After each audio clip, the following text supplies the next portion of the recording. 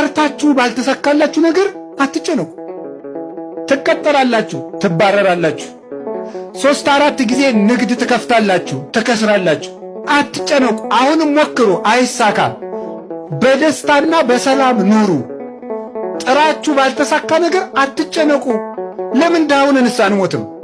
ሰነፉነን አንሞት እንጂ ዳውነንማ አንሞት። ምን ችግር አለው?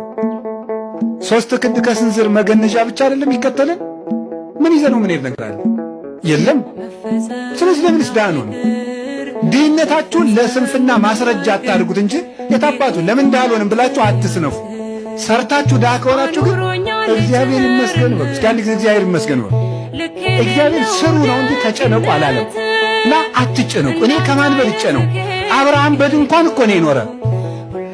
ጌታዬ ወይ የዚህን ያህል ምን በድዬ ነው ጥሩ ሥራ ማሰራኝ? ሕይወቴ በመባከን አለቀ፣ ለምን አታሳካልኝም? የብዙ ምዕመናን ጥያቄ ነው። አብርሃም ዕድሜ ልኩን በድንኳን አይደል እንዴ የኖረ? እኛስ ከአብርሃም እንበልጣለን? ይስሐቅ በድንኳን ነው የኖረ።